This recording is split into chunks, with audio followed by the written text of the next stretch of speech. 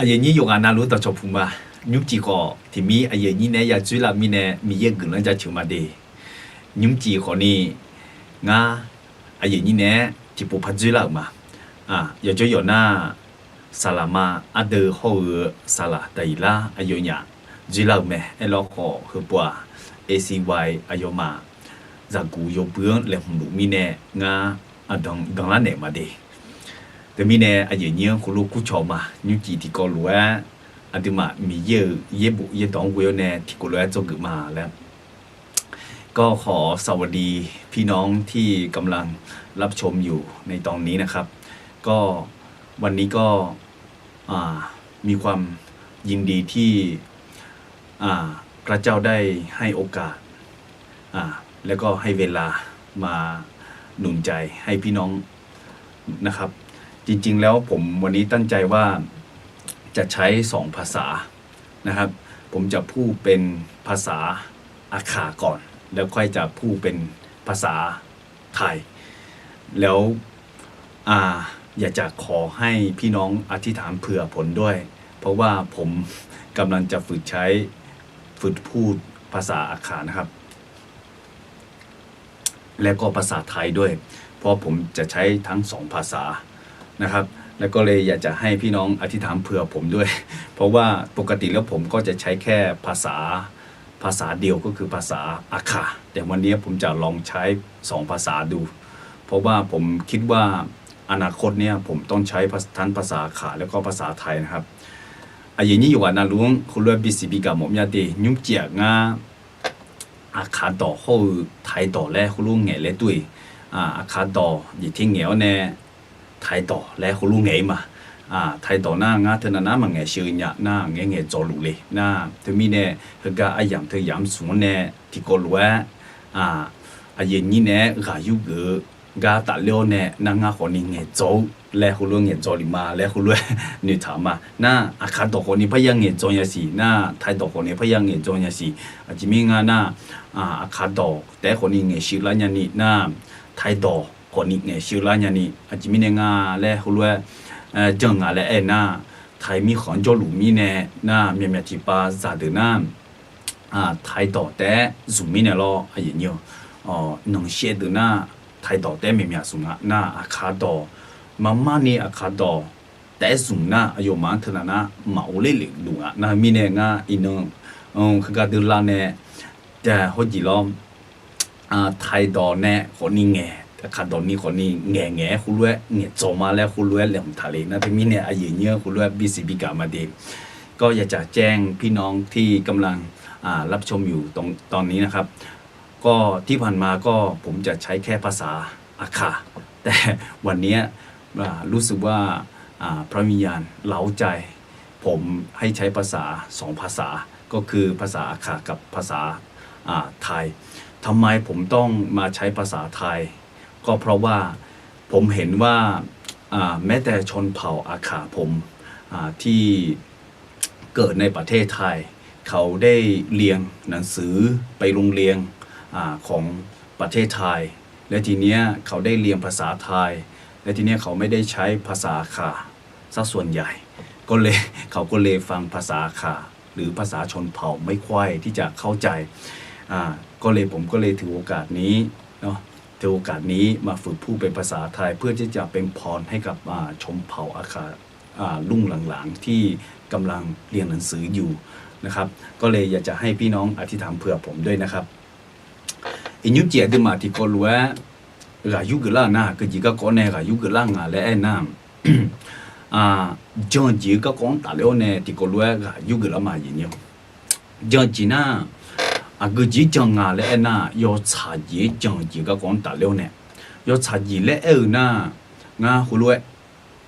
อาเจียเนี่ยหมดเนี่ยหูบาดิมา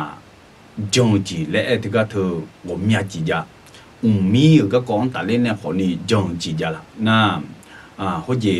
初下頭自然嘅有啦，咧個種自然，佢阿前面咧葫蘆種咧有呐，啲嘛新呀咪咧咯應用，嘛新呀咪咧初下頭嗰啲咧有牙頭，嘛個那嗰啲咧爛牙頭咧嘛新呀咪咧啲嘛，從咧加啦個တဲ့那下， na ha ga ho te mine aduma masinya ho na ina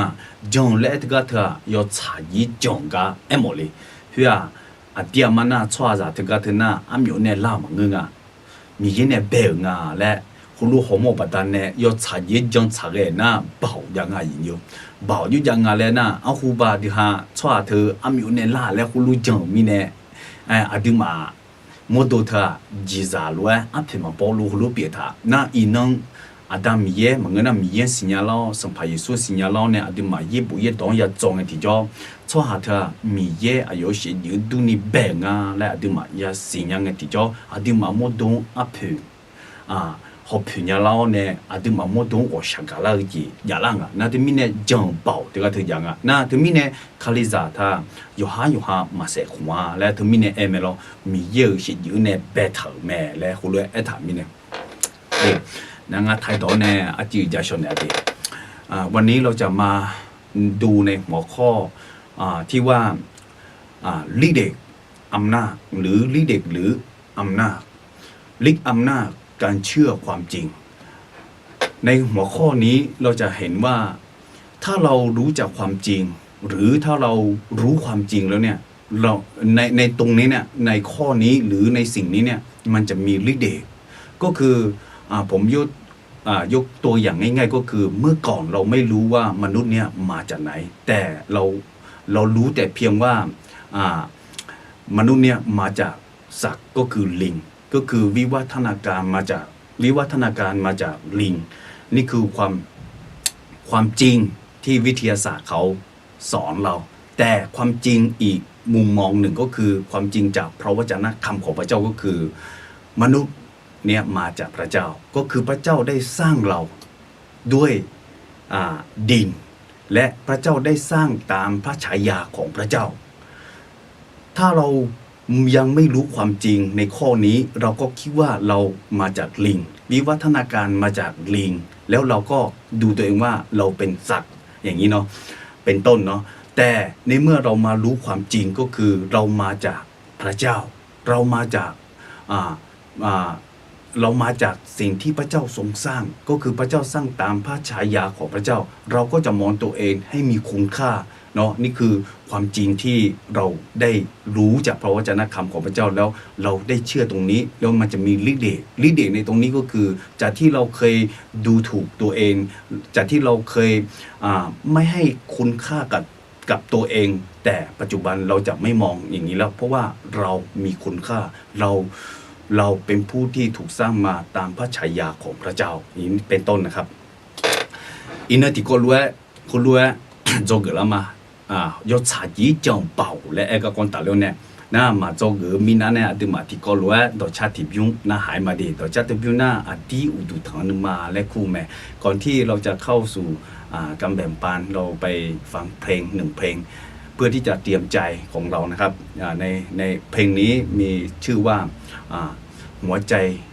ที่นมัสการแท้ก็คือมาจากใจนะครับเราไปฟังด้วยกันนะครับ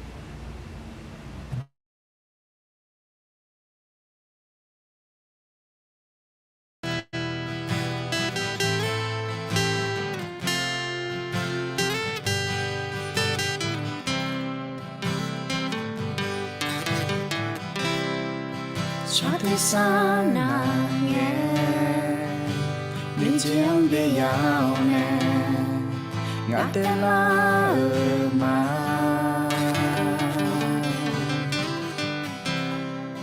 โนนึมังชานีเพียวเนเกจีงาลงโลเนมางานึมาน้องโลเนมาชาโดนามาเซเพียวจีน้องงานึมังซามอเมน้องโมลากาแต่หอมาเงงาลาเควหอนเลวเนงานึมังหอมอลูเมงาน้องอาดีอุดุทานึมังเนชีพ pe chi go ne chi hu chi mang ma Yesu na nong ye i mang pie ne la nong pe chi go ne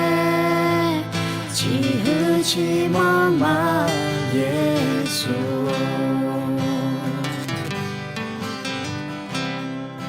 有梦就知上爬回答上爬让走和我们们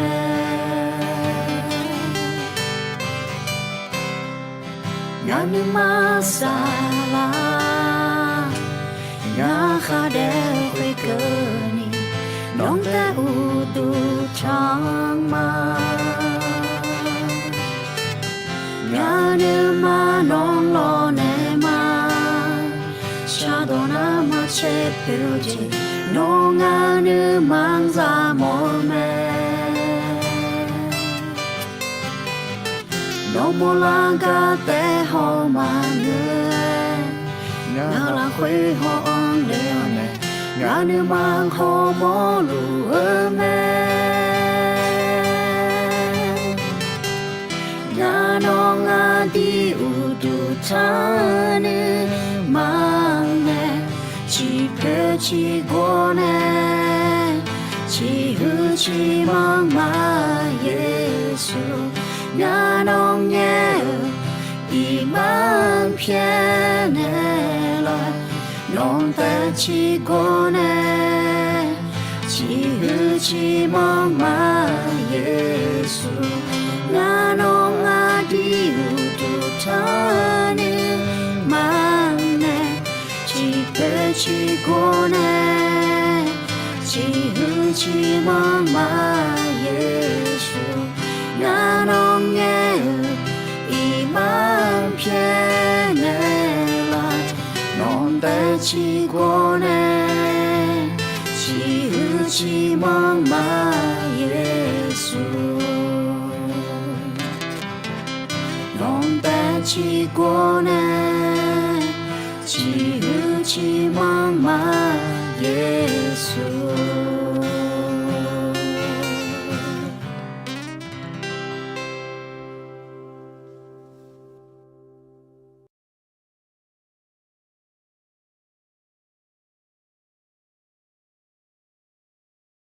ở đây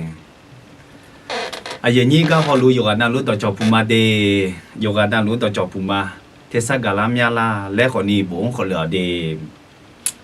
cái đứa họ lui đuôi yoga na lui bisi cái gì thì có gì nhà de cái gì ngà lẽ na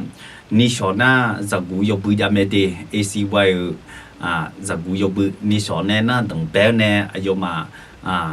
yobu bu đã lấy cái mấy đề suba ai nhỉ zagu de cho na sửa hal liệu de cái đứng yên đọc hỏi mua yobu bu mấy đề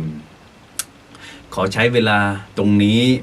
ประชาสัมพันธ์เรื่องไข้อนุชนนะครับพรุ่งนี้ก็จะเป็นวันที่เริ่มต้นไข้อนุชนนะครับไข้ ACY สำหรับปีนี้ก็จะเริ่มตั้งแต่วันที่17 18 19ก็พรุ่งนี้นะครับก็ถ้าพี่น้องคนไหนที่อยากจะมาร่วมไข้อนุชนปีนี้ก็มาที่มูลนิธิสร้างสรรค์อาคาได้นะครับก็จะเริ่มตั้งแต่พรุ่งนี้จะมีการลงทะเบียนนะครับก็ตั้งแต่อายุ14ปีขึ้นไปนะครับก็คนผู้ที่มีอายุ14ปีขึ้นไปก็สามารถที่จะมาได้นะครับก็อยากจะบอกพี่น้องว่าถ้าใครที่มีเยาวชนอายุประมาณ14ปีขึ้นไปจนถึง25ประมาณนี้ก็สามารถที่จะให้มาเข้าค่ายได้นะครับก็หัวข้อค่ายในปีนี้ก็รู้จักตัวตนในพระคริสต์ครับก็อยากจะให้พี่น้อง มากันเยอะๆนะครับก็เริ่มตั้งแต่พรุ่งนี้เป็นต้นไปนะครับนี่ชอนน่าดังเบลแน่จากกูโยบือยาเมเดก็เดอ ACY และกูโยบือก็ยัดต่อขอยูบือเมเดียอย่างนี้เดียโยกานาลูกลูกกูชอมา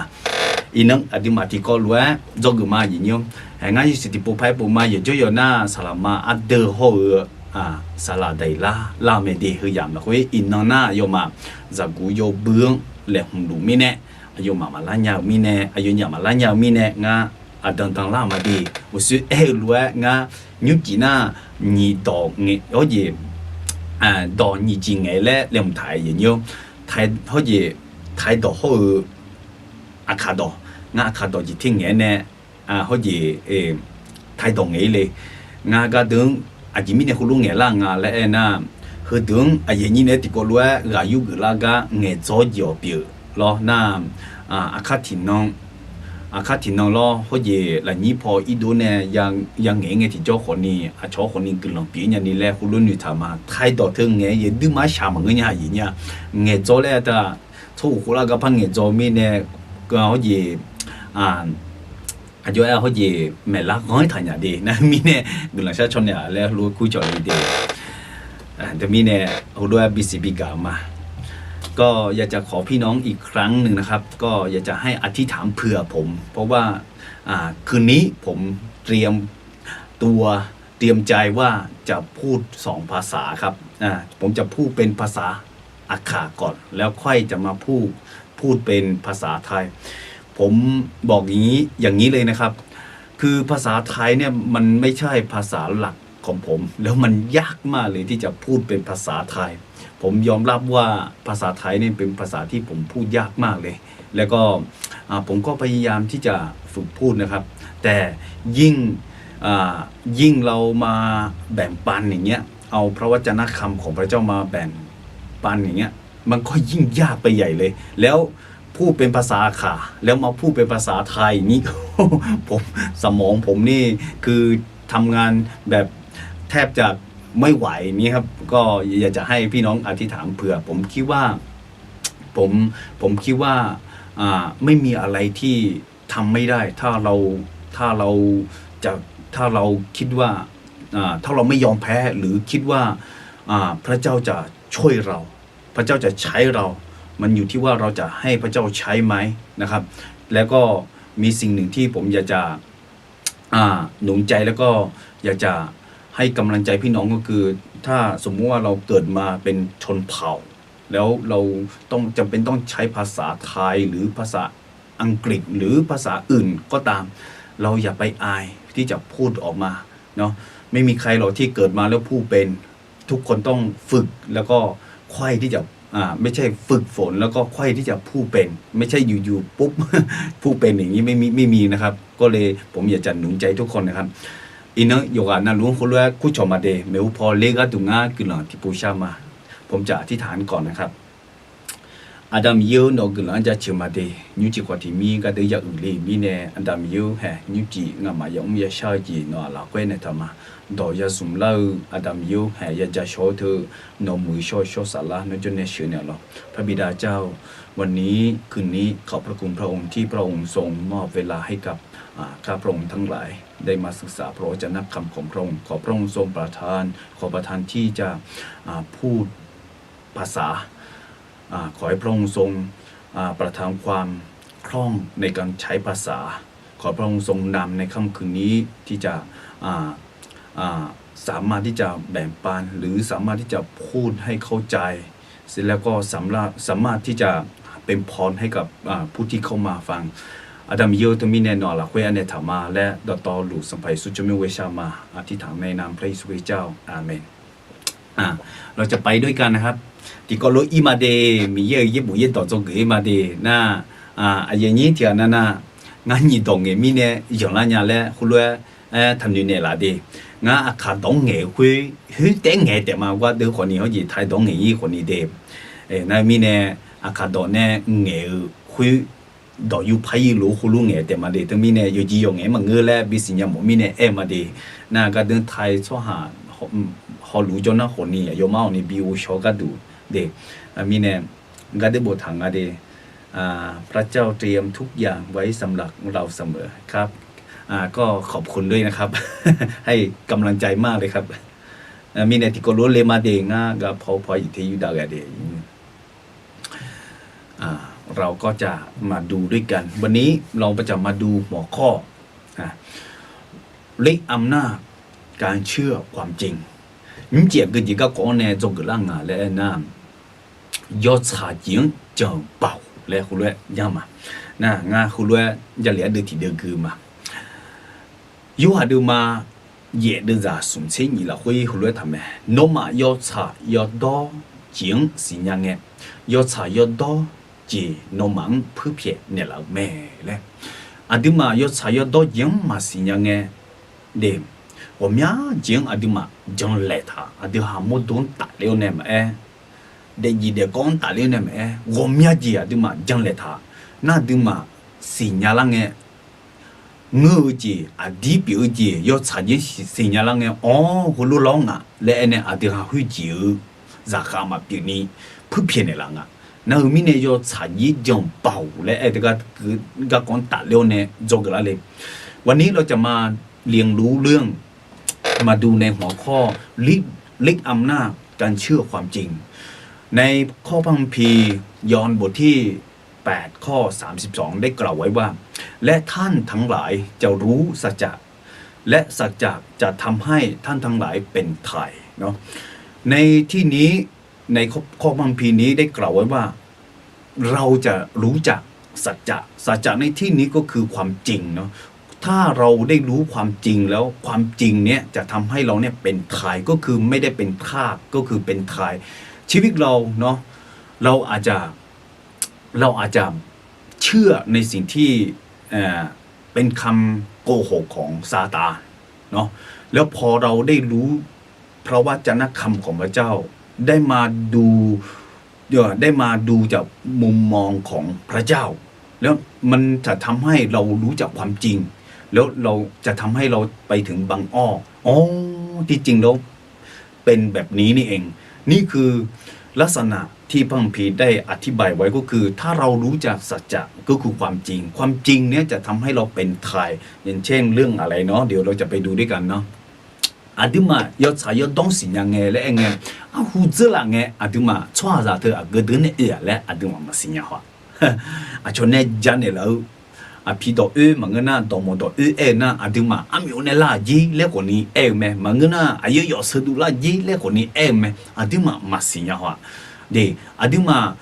啊，提起新样那，阿牛是不做啥那不，阿弟哈穿下头，阿苗呢拉嘞胡乱。แงอีนิวนาตึมีเนี่ยอาดึงหาอามิวเนี่ยลาแล้วคุณรู้สิญญาถามีเนี่ยเฮือจำยองจังเลยถามีเนี่ยอาดึงโมโดตามาเพื่อมาหล่อรู้ด้วยอีนิวแล้วก็อาดึงหามีเยอะเย็บบุเย็ดดองฮอลังเงี้ยจีอ๋อชัวร์จ้าเธอมีเยอะเสียเยอะดูเลยนี่มีเยอะเนี่ยเบลงาและอาดึงหายามโมมีเนี่ยมีเยอะรู้ดูและที่ก็ทำมีเยอะเตียงหมดเลยอย่างนี้เด้นั่นมีเนี่ยอาดึงหาอาหูเจริญเงี้ยอามิวเนี่ยลาและห้องเงี้ยที่จ่ออาดึงหาโมดงอาเพื่อมาทักท่านั่นอีนึงอาดึงหายอดฉายอดโตจีสิญญาละเงี้ยอาดึงหาอามิวเนี่ยลามเงี้ยจีจามเงี้ยช่อหาลงช่อหาเธอมีเยอะเสียเยอะเนี่ยเบลงาและคุณรู้ยังสิญญาเงี้ยที่จ่ออาดึงหาโมดง好皮啦，俺木头它要皮要老了啊喂，俺木头它要丢买皮了啊，米耶呢，要拿呢白头提几皮了啊嘞，阿弟哈也是样个提交，要才要到头件是样个叫阿弟哈能女头怕冷啊，要爆这个都昂啊，要好了嘛怕红啊，เราจะมาดูตรงนี้ด้วยกันเนาะเรื่องเนาะจุดกำเนิดของมนุษย์นักวิทยาศาสตร์ได้สอนเราว่ามนุษย์มาจากลิงก็คือวิวัฒนาการมาจากลิงนี่คือสิ่งที่เราได้จากที่โรงเรียนเนาะก็คือเวลาครูสอนว่ามนุษย์มาจากไหนครูก็จะสอนตามหลักของวิทยาศาสตร์ก็คือมนุษย์ได้วิวัฒนาการมาจากลิงนี่คือคำโกหกของซาตานเมื่อก่อนเราไม่รู้ความจริงในข้อนี้แต่ปัจจุบันเรามาอยู่ในพระเยซูคริสต์เราได้รู้พระคำของพระเจ้าก็คือพระวจนะคำของพระเจ้าก็คือความจริงก็คือสัจจะจะทำให้เราเป็นไทยก็คือเราได้รู้ว่าที่จริงแล้วเราไม่ได้มาจากลิงเราเป็นผู้ที่ถูกสร้างขึ้นโดยฝีพระหัตถ์ของพระเจ้าพระเจ้าได้สร้างเราขึ้นตามพระฉายาของพระเจ้าก็คือพระฉายของพระเจ้าก็คือเหมือนพระเจ้าเรามีชีวิตนิรันดร์ เราถูกสร้างมาอย่างเจาะจงเราไม่ได้เกิดมาโดยบังเอิญเราไม่ใช่เป็นสัตว์หรือลิงหรือวิวัฒนาการมาจากลิงนี่คือความจริงเนาะเมื่อก่อนเราไม่ได้รู้ความจริงหรือสัจจะในข้อนี้เราก็เป็นทาสของความโกหกหรือคำโกหกของซาตานพอเราไม่ได้รู้จากความจริงในข้อนี้เมื่อเราคิดว่าเรามาจากลิงเราก็มองตัวเองว่าเป็นสัตว์หรือวิวัฒนาการมาจากสัตว์แล้วคุณค่าของเราก็จะด้อยลงแต่พอเรามารู้ความจริงก็คือพระเจ้าได้สร้างเรามาจากดินและพระเจ้าสร้างเราด้วยฝีพระหัตถ์ของพระองค์เองแล้วพระเจ้าได้สร้างเราตามพระฉายาของพระเจ้าเราเป็นมนุษย์ที่มีค่า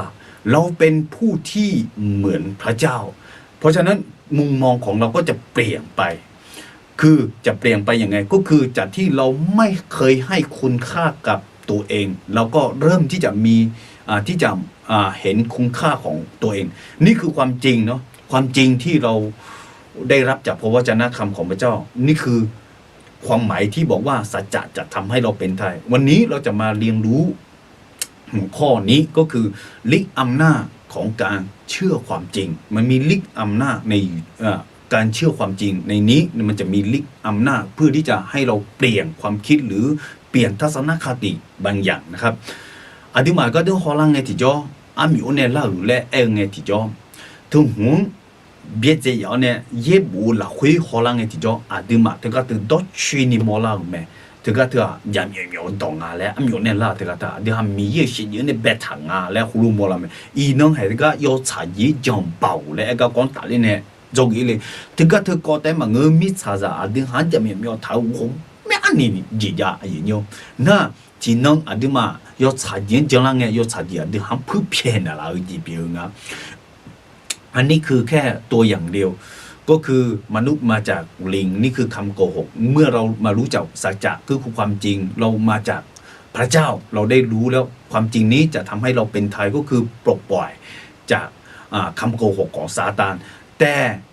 เราจะมาดูในหัวข้อต่อไปเพราะมีหลายอย่างที่ซาตานได้โกหกว่าเราเป็นอย่างนั้นเป็นอย่างโน้นไม่ได้พูดความจริงในพระวจนะคำของพระเจ้าเพราะฉะนั้นเราจะไปดูทีละข้อนะครับที่ก็รู้ว่าห้อยมาอย่างนี้จะที่ดีมาก็เดี๋ยวห้อยไงที่จะง่ายยุ่งจีจอกเกิดจีสุ่มจีอยู่ละเลยอย่างนี้สุ่มจีน่ะเกิดจีง่ายแล้วนะดงเบลจีน่ะจงจีจ่วยเกล่าแล้วก็ก่อนตัดเลยเนี่ยน่านี่จีน่ะเดี๋ยวจีอาสายมเมื่อสมุนยานีจงน่าสุ่มจีน่ะดูจงสันติเดียวช่วยน่ะจ่วยเกล่าแล้วก็ก่อนตัดเลยเนี่ยวันนี้เราจะมาถอดบทเรียนจากหัวข้อฤทธิ์อำนาจการเชื่อความจริงมีอยู่3ประการนะครับข้อแรกก็คือความเชื่อคืออะไรเราจะมาดูว่าความเชื่อคืออะไรแล้วข้อที่2ประการที่2ก็คือชีวิตที่ประสบความสำเร็จต้องมีความเชื่อก็คือจำเป็นต้องมีความเชื่อแล้วก็ประการที่3หรือข้อ3ก็คือถ้าเราสะดุดในความเชื่อและล้มลงแล้วจะเป็นอย่างไรเนาะเพราะว่าทำไมผมถึงเอาหัวข้อนี้มามีหลายคนหรือมีหลายคนที่เป็นคริสเตียนที่มารับเชื่อพระเยซูแล้วพอเริ่มต้นมาก็มีความเชื่อที่หนักแน่นแต่พอไปอีกสักพักหนึ่งเจอปัญหาความเชื่อมันก็จางหายไปแล้วทีเนี้ยจะต้องทำอย่างไรนี่เราจะมาเรียนรู้ด้วยกันนะครับที่ก็รู้อีมาอย่างเงี้ยอันดับเบลจิงอีมาเด้งยศยีจังเป่าก็ก่อนตาเลี้ยเนี่ยยศอันดับเบลจิน่ะก็จริงอ่ะแล้วน่ะจังจีอายุเกล่านะเราจะไปดูข้อแรกนะครับข้อแรกก็คือความเชื่อคืออะไรเราจะไปดูด้วยกันนะครับจังจีเธออายุเกล่าและน่ะลุงอย่างเงี้ยเห็นเพี้ยนดูมาเสติดูจากที่เราคุยรู้ทั้งจังจีนึกถึงท้าวจิงยอดูบอมามองเราจิงนึกขาชุ่มแม่และ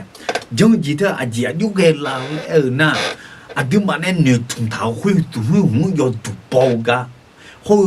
na có tụi bao khuy mà mua la cả khuy khuy nó khát chúng lẽ na thái phò na có đứa mà mua xoang à gì nhiều có gì cả thế na à khăn bà thay tổ phò này nghe chỉ phô xuân trẻ chứ nó khát chúng à lẽ nghe gì nhiều có chim chim à lúc em mà dân gì thế giúp cái nghe lẽ na nghe nè à chỉ chỉ bạn này thùng thẳng đó hiệu quả đứng à有漸漸啊，好似隔每嘅時咗隔頭田咯，那用硬牙一邊咩咧，牙咧你同頭去，嘛摸拉去剪去，啊啲嘛，肉咩，肉咩咧種噶，佢攞牙種剪啊，佢攞嘅咧มองอ่ะอย่างนี้เราจะมาดูหัวข้อแรกก็คือความเชื่อคืออะไรในฮีบรูบทที่11ข้อ1ได้อธิบายไว้อย่างชัดเจนนะครับได้กล่าวไว้ว่าความเชื่อคือความแน่ใจในสิ่งที่เราหวังไว้เป็นความรู้สึกมั่นใจว่าสิ่งที่ยังไม่ได้เห็นนั้นมีจริงความเชื่อคือความแน่ใจในสิ่งที่เราหวังไว้และก็รู้สึกมั่นใจในสิ่งที่เราไม่ได้เห็นนั้นมีจริงผมยกตัวอย่างง่ายๆนะครับอย่างเช่นถ้าผมจะไปรับจ้างที่ไหนก็ตามผมต้องหวังว่าผมต้องแน่ใจว่าผมต้องได้ค่าจ้าง1 วันเนี่ยได้500นี่คือสิ่งที่ผมหวังไว้แต่สิ่งเหล่านี้ผมยังไม่ได้เห็นแต่ผมมั่นใจว่าถ้าผมได้ไปทำงาน1 วันแล้วพอทำเสร็จแล้วเนี่ยเขาจะให้ผม500แน่นอนอันนี้คือความเชื่ออย่างนี้ที่มีเนี่ยยังจีน่าฮูลูเกงอย่างนี้เด็กนะเฮก็ยังจีเธอยุเกลาและจงเจอมีเนี่ยงาฮูลูเอมาอย่างนี้คาลิซาธายังจีเธอมามาอย่างนี้มาอย่างแต่สำหรับคริสเตียนแล้วจำเป็นต้องมีความเชื่อถ้าไม่มีความเชื่อแล้ว ไม่ได้เลยนะครับไม่ได้เลยคริสเตียนดำเนินด้วยความเชื่อสำหรับคริสเตียนแล้วต้องมีความเชื่อถ้าสำหรับคริสเตียนแล้วถ้าเราบอกว่าต้องได้เห็นก่อนแล้วถึงจะเชื่ออย่างนี้ไม่ได้นะครับคาลิซาก็ดูว่าน่าจะที่มอเนี่ยจังมาและเนี่ยมาเกณฑ์เดี๋ยวทุกมีเนี่ยคาลิซาก็ดูว่าจงจีมาน่ามาเกณฑ์ยังไงอย่างนี้ก็ได้ที่โคโลฮอลมาเราจะมาดูด้วยกันเฮ้ยเบดมาเสติดูจ้ากูเราคุยรู้ทั้งอ่ะชอบหาที่กาจงนึกมาอันน่ะมีเย็นนึกของชีนี่มาอุญญาอาจิมิเนี่ยน่ะมีเย็นจงกาขัลล์ชอบหามีเย็นอดีจงแม่และมาจงยาจงอายงข้าปูชอบหางอายกลองมีแม่และก็ยาจงแม่และอายุเนี่ยจงเธออายุเธอนั่นนี่หุ่นอ่ะจงจีมาอันน่ะมีเย็นนึกของชีนี่ที่ปล่อยมาจะยาและทั้งอ่ะอายุเนี่ยน้องจงจีมาจาน่ะน้องมีเย็นมองแล้วก็จงเธอจงไม่แหละอายุจังนู้น่ะมีเย็นน้องนึกของอายุชิญานู้น้องมีเย็นงานจีที่ยามองเนี่ยจังมาแล้วน่ะมีเย็นน้องอายุนึกของชินว่าอายุเนี่ยนั่นที่มีเนี่ยคาลิซาธาจงจีมาอันน่ะมีเย็นนึกของชีนี่ที่ปล่อยมาจะยาอายุเนี่ยน่ะอายุชับปูชหาท่าอายุเด็กแม่และคนนี้ยาจงแม่และคนเลือดทางอายุมีเยอะมามอลากาเด็กแม่ยอดแม่และยาจงแม่และน่าอดีตมีเยอะชับปูไงที่น้องกลังไงอายุอดีตหังเพลาโซกลังเธอบีแม่และคนนี้ยาจงแม่และคนเลือดทางมีเยอะให้คนรู้มาจงน่ะมีเยอะนุของชินีมายาญามาอัญญามาปีญาและมองอ่ะในหัวข้อนี้ทำไมคริสเตียนจำเป็นต้องมีความเชื่อเรามาดูในฮีบรูบทที่11ข้อ6นะครับแต่ถ้าไม่มีความเชื่อแล้วจะเป็นที่พอพระทัยของพระเจ้าไม่ได้เลยเพราะว่าผู้ที่จะมาเฝ้าพระเจ้าได้นั้นต้องเชื่อว่าพระองค์ทรงดำรงพระชนอยู่และพระองค์ทรงเป็นผู้ประทานบำเหน็จให้แก่ทุกคนที่แสวงหาพระเจ้าเห็นไหมคริสเตียนต้องมีความเชื่อถ้าไม่มีความเชื่อแล้วไม่ได้เลยคริสเตียนจำเป็นต้องมีความเชื่อเพราะอะไรเพราะว่า ถ้าใครไม่มีความเชื่อก็จะเป็นที่พอพระทัยพระเจ้าไม่ได้เลยทำไมถึงไม่ได้เพราะว่าเราต้องเชื่อว่าพระเจ้านั้นทรงพระชนอยู่เราต้องเชื่อพระเจ้าที่เรามองไม่เห็นว่าพระชนอยู่แล้วทุกสิ่งที่เราทำทุกวันนี้ก็คือเราทำงานรับใช้พระเจ้าเราต้องเชื่อว่าพระเจ้าจะประทานให้กับเราก่อนที่จะเชื่อว่าพระเจ้าจะประทานให้กับเราเราต้องเชื่อว่าพระเจ้าพระชนอยู่จริงๆเพราะฉะนั้นในเมื่อพระเจ้าพระชนอยู่ก็มีผู้หนึ่งที่จะประทานบำเหน็จและรางวัลให้กับเราสิ่งเหล่านี้จะทำให้พระเจ้าพอพระทัยสิ่งเหล่านี้จะทำให้พระเจ้าพอใจในเราอาดุมาและฉันเหนียวสิยกจิมาจีมีเย่เดแม่และมาเจ้านะซาลาโกเนี่ยมีเย่ก็จังมามีเย่โจแม่และมาโมลาก็โจแม่และมาเจ้านะอาดุมาผิวดำจริงจังดำอาสวานดำเนี่ยเถอะก็เถอะนะมีเย่โจแม่และมาเจ้านะมาโมลาก็อากจินนี่ทุ่มโมลาจิงยันนี่ทุ่มยังไงล่ะให้ทุ่มแม่ยินยูอาดุมาจงเธอมาเจ้านะมานะมีเย่มาเจ้าชั่วรู้ดูชอบไหมนั่นถึงมีเนี่ยมีเย่นึกเขาชิดีมาอุ้งยามาชันยาและไอ้มองอ่ะแต่ก็เถอะนั่นถึงมีเนี่ยคาลิซาจงจีมาเกยยังไงอย่างนี้เด็ในข้อนี้เราจะเห็นว่าเราต้องมีความเชื่อคริสเตียนจำเป็นต้องมีความเชื่อถ้าไม่มีความเชื่อแล้วจะเป็นที่พอพระทัยพระเจ้าไม่ได้เลยในข้อนี้ทำไมถึงต้องบอกว่าถ้าไม่มีความเชื่อแล้วไม่มีความเชื่อแล้วจะทำให้พระเจ้าพอพระทัยไม่ได้เลยผมจะบอกพี่น้องอย่างนี้นะครับอย่างนี้นะครับถ้าสมมติว่าเราไม่เชื่อว่าพระเจ้ามีจริงพระเจ้าที่เรามองไม่เห็นนะมีจริงแล้วเราจะรับใช้ไปเพื่ออะไรแล้วเราจะถวาย10 รถไปเพื่ออะไรเราจะถวายให้ใครแล้วเราจะทำงานรับใช้ไปเพื่ออะไรแล้วเราจะไปหวังใครเราจะแน่ใจได้อย่างไรว่าเราจบชีวิตบนโลกนี้แล้วเราจะได้ไปอยู่ในสวรรค์เราจะแน่ใจได้อย่างไรนี่แหละคือเหตุผลที่ถ้าเราไม่มีความเชื่อแล้วจะไม่เป็นที่พอพระทัยพระเจ้าเลยคนที่ไม่มีความเชื่อก็จะไม่รับใช้พระเจ้าหรืออาจจะรับใช้แต่ไม่ใช่เพื่อพระเจ้าแต่เพื่อที่จะหวังเงินหรืออะไรบางอย่างแต่ถ้าไม่เชื่อพระเจ้าว่ามีแต่ถ้าไม่เชื่อว่าพระเจ้าพระชนอยู่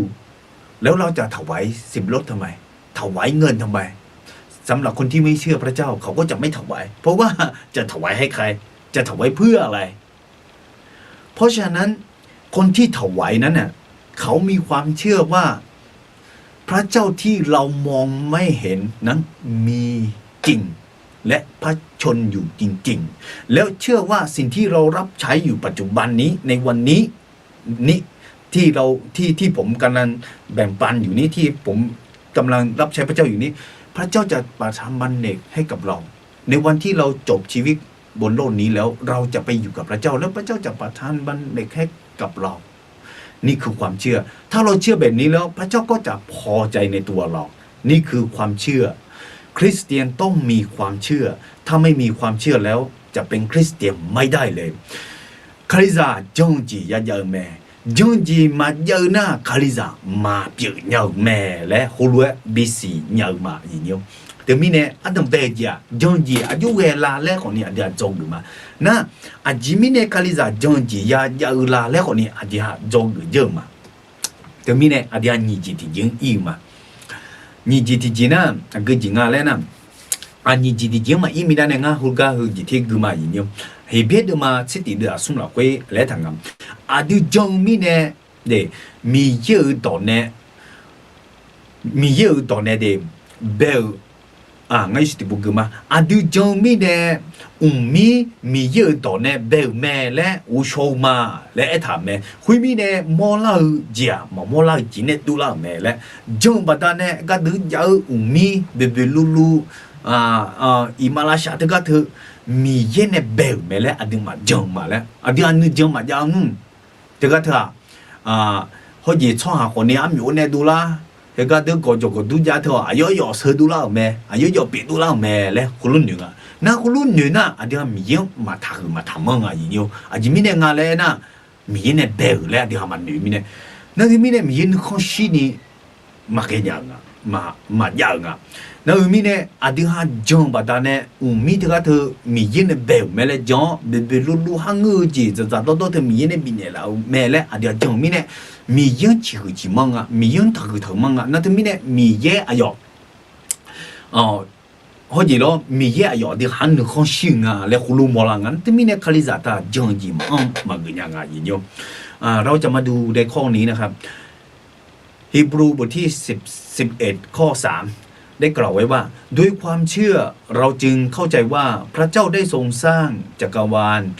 ด้วยพระดำรัสของพระองค์ดังนั้นสิ่งที่มองเห็นจึงเป็นสิ่งที่เกิดจากสิ่งที่ไม่ปรากฏให้เห็นพี่น้องครับความเชื่อจำเป็นต้องมีเพราะว่าคริสเตียนรู้ว่าโดยความเชื่อนี้แหละที่เราเห็นภูเขาที่เราเห็นทะเลที่เราเห็นสรรพสิ่งในโลกนี้เป็นมาจากสิ่งที่ไม่ปรากฏก็คือพระเจ้าแต่ถ้าเราไม่มีความเชื่อเราก็จะเชื่อในสิ่งที่นักวิทยาศาสตร์บอกว่ามันเกิดขึ้นเองแล้วเราก็จะไม่ถวายเกียรติแด่พระเจ้าเพราะเราไม่เชื่อว่าสิ่งที่เป็นมาหรือสิ่งที่เรามองเห็นเนี่ยไม่ได้มาจากพระเจ้าเราก็เลยจะไม่ถวายเกียรติแด่พระเจ้าแล้วพระเจ้าก็จะไม่พอใจแต่คริสเตียนเรามีความเชื่อเราก็เลยเข้าใจว่าสิ่งที่มีอยู่นี้มาจากสิ่งที่ไม่ปรากฏก็คือมาจากพระเจ้าพระเจ้าก็เลยพอใจเราเพราะเรารู้ว่าทุกสิ่งที่มีอยู่บนโลกนี้หรือจักรวาลนี้เป็นมาจากพระเจ้าพระเจ้าเป็นผู้สร้างไว้เราก็เลยสรรเสริญพระเจ้าเราก็เลยถวายเกียรติแด่พระเจ้าพระเจ้าก็เลยพอพระทัยในเราเพราะฉะนั้นคริสเตียนจำเป็นต้องมีความเชื่อถ้าไม่มีความเชื่อแล้วเราก็จะไปเชื่อตามวิทยาศาสตร์แล้วเราก็จะไม่ถวายเกียรติแด่พระเจ้าผมบอกเลยนะครับคริสเตียนจำเป็นต้องมีความเชื่อถ้าไม่มีความเชื่อก็จะเป็นคริสเตียนไม่ได้ในข้อนี้นะครับอาจจะมาหนีเดินที่เดินอีมาหนีเดินที่เดินหน้าอายุงาแล้วนะฮัลโหลงาอีนิวเดซี่อาซาโยมเมื่อสัญญาณีจงเนี่ยอาจจะมาเดซี่ที่ก็เธอมิตรสาวตายอยู่เด็ดที่ก็เธออาซาโยมเมื่อผ่านสัญญาณีเดโมนาอาจจะมาจงจีอย่างไรเนี่ยจงจีเธอก็จีชาวบางาและน่ะน้องเนี่ยอยู่เด็ดน้องเด็ดยิ่งอยู่เด็ดที่ก็ถึงกัดจากกัดก็น้องเกลีเธอเลยที่ก็ถึงชาวบ้านเนี่ยละจงถึงน้องชาวบุญเนี่ยน้องกับบินเนี่ยละน้องชาวบ้านเนี่ยละในข้อนี้เราจะมาดูว่าความเชื่อนั้น สำคัญยังไงนะครับชีวิตที่ประสบความสำเร็จต้องมีความเชื่อถ้าเราอยากจะประสบความสำเร็จต้องมีความเชื่อผมไม่ได้หมายถึงประสบความสำเร็จในเรื่องเงินในเรื่องกิจการทางโลกนะครับผมหมายถึงประสบความสำเร็จในชีวิตฝ่ายวิญญาณก็คือฝ่ายจิตวิญญาณถ้าเราอยากจะมีชีวิตที่ประสบความสำเร็จในชีวิตจิตวิญญาณเราต้องมีความเชื่อจิตวิญญาณมีผลต่อเนื้อหนังด้วยนะครับเพราะฉะนั้นชีวิตคริสเตียนถ้าเราจะอยู่รอดไปถึงฝั่งเราต้องมีความเชื่อความเชื่อนี้เป็นแรงผลักดันให้เราดำเนินชีวิต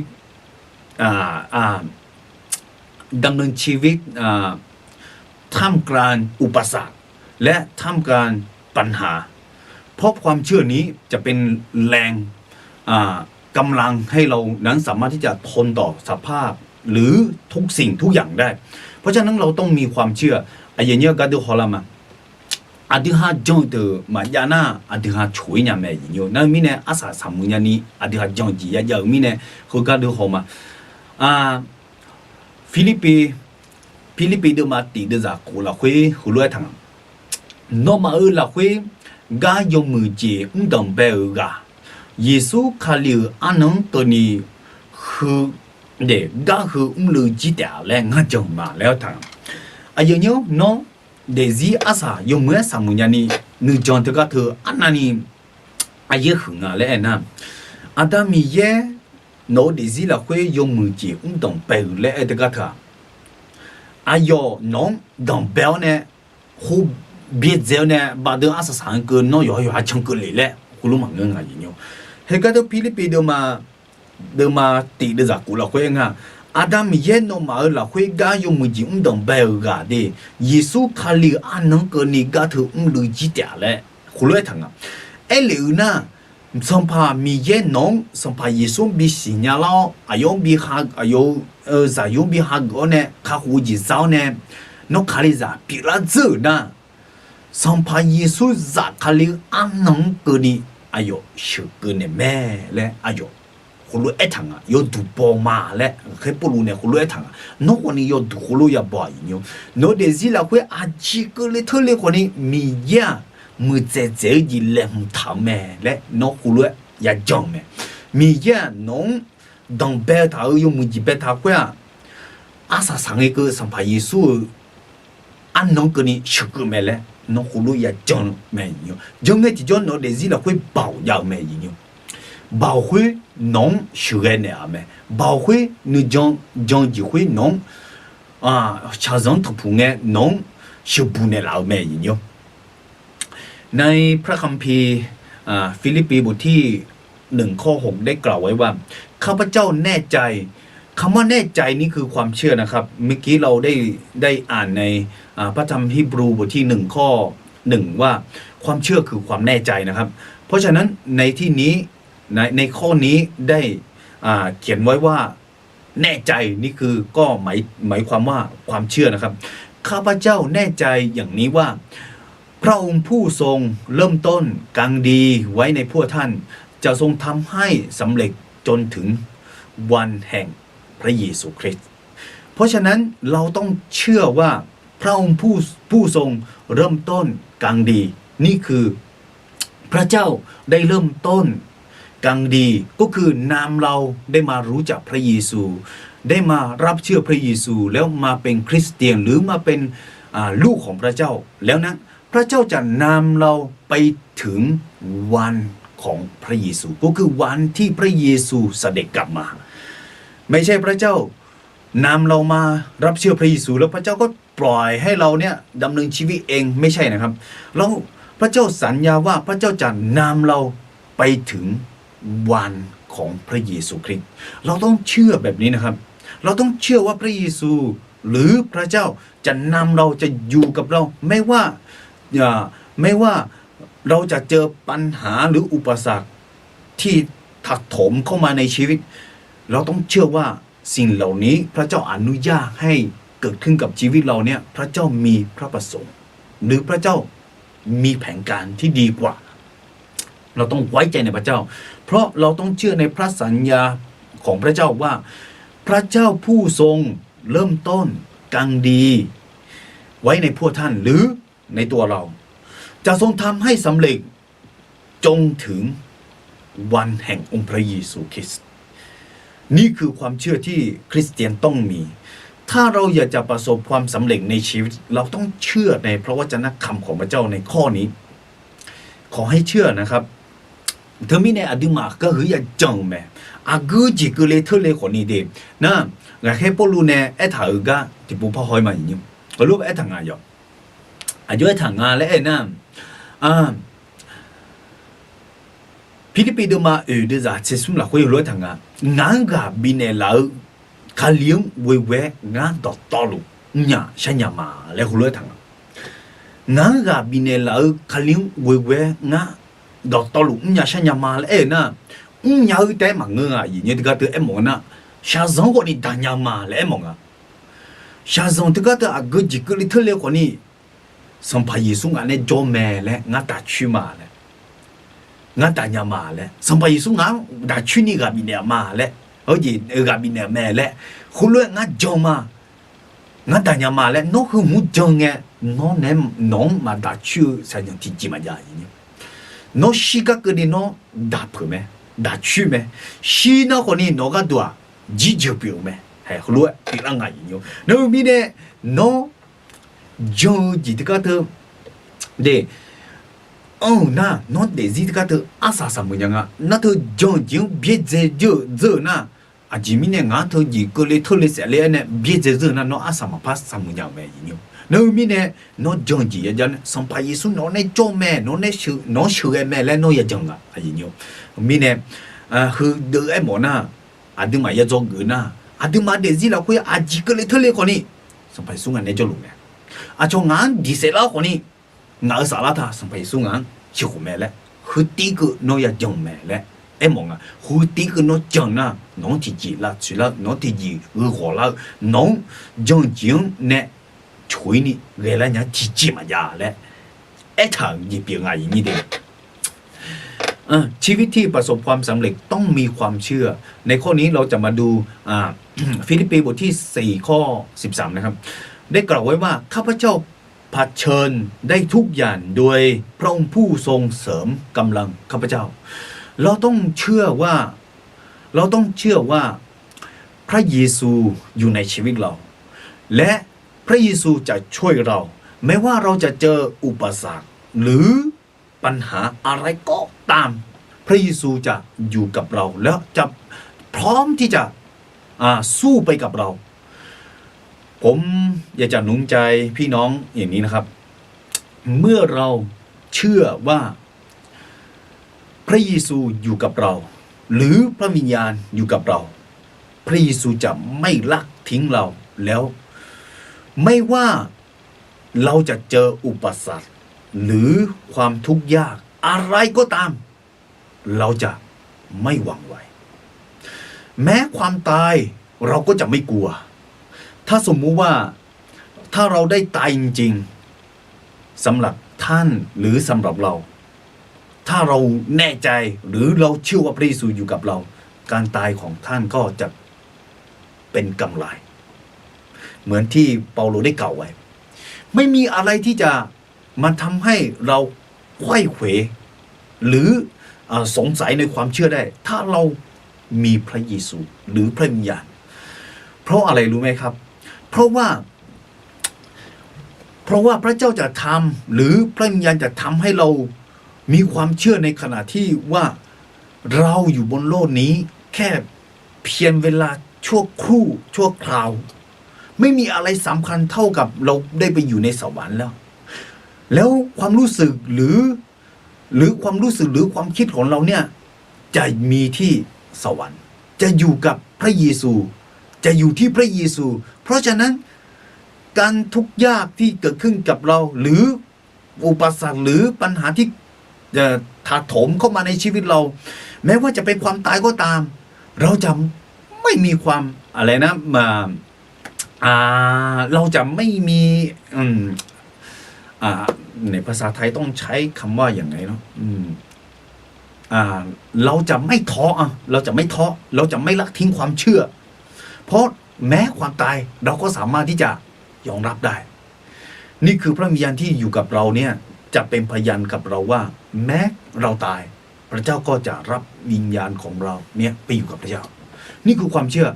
แล้วถ้าเรามีความเชื่อแบบนี้แล้วไม่มีอะไรเลยในบนโลกนี้เรารับไม่ได้เราทนไม่ได้นี่คือความเชื่อเราต้องเชื่อว่าพระเยซูอยู่กับเรานี่คือความเชื่อชีวิตที่ประสบความสำเร็จเราต้องมีความเชื่อคริสเตียนสำหรับคริสเตียนแล้วเราต้องมีความเชื่อแบบนี้นะครับdia khaliza dia khulwe ya jongme ayinyo aga den honge ti jo aba de ga de honge ti jo adiha ni manula lom masi sampai yesu no ne jome no sampai yesu ha gula no ne sampai yesu no ne jome sampai yesu no ma bie je no si ma si la lo ko ni sampai yesu no ne jone chobalu me และเนาะอย่าสิญญาไปไม่ว่าเราจะรู้สึกว่าพระเยซูอยู่กับเราหรือไม่อยู่กับเราแต่จริงๆแล้วพระเยซูอยู่เคียงข้างเรา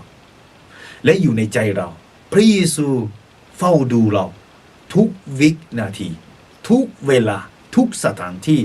ทุกที่ที่เราไปพระเยซูไปด้วยแล้วทุกปัญหาที่เราเจอพระเยซูก็คอยช่วยเหลือเราหรือเราจะใช้คำพูดอีกอย่างหนึ่งก็คือพระวิญญาณอยู่กับเราจะช่วยเราถึงแม้ว่ามันไม่ได้เกี่ยวกับว่าเราจะรู้สึกหรือไม่รู้สึกนะครับถ้าเราไม่รู้สึกว่าพระเจ้าอยู่กับเราไม่ได้แปลว่าพระเจ้าไม่ได้อยู่กับเราถ้าเรารู้สึกว่าพระเจ้าอยู่กับเราไม่ได้แปลว่าพระเจ้าไม่ได้อยู่กับเรามันไม่ได้เกี่ยวกับความรู้สึกเราวินาทีที่เราต้องรับพระเยซูเข้ามาในชีวิตเรายอมรับพระเยซูให้เป็นพระผู้ช่วยให้รอดตั้งแต่วันนั้นพระวิญญาณของพระเจ้าได้มาอยู่กับเราถึงเราจะรู้สึกหรือไม่รู้สึกก็ตามนี่คือสิ่งที่เราต้องเชื่อแล้วต้องรู้ไว้ครับไอ้ไม่เนี่ยอย่างเงี้ยคุณรู้เรารู้บีเนี่ยผมเนี่ย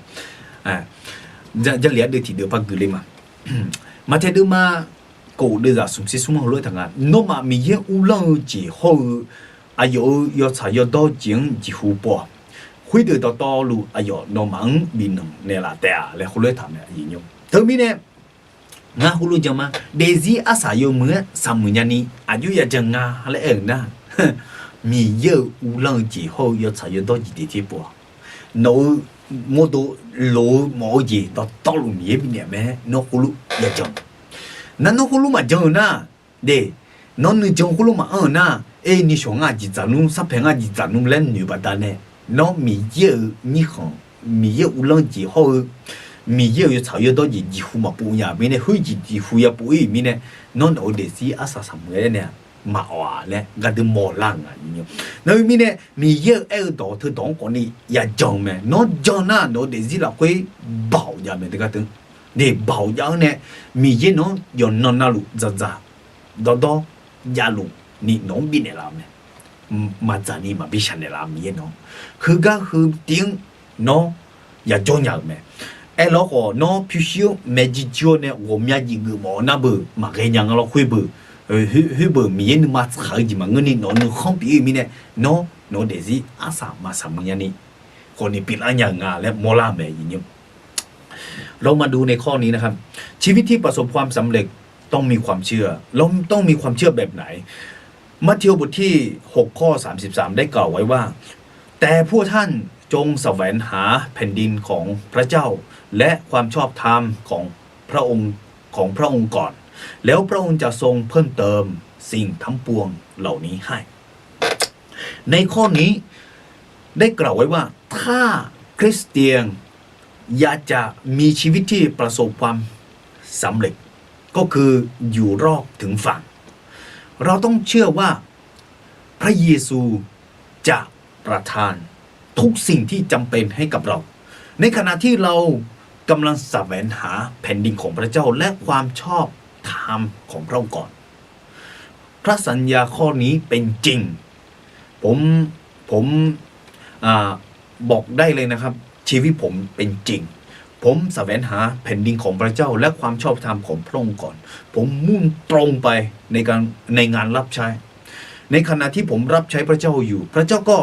ประทานอาหารประจำวันสิ่งที่ผมจำเป็นไม่ว่าจะเป็นมือถือจะเป็นคอมพิวเตอร์ไม่ว่าจะเป็นรถ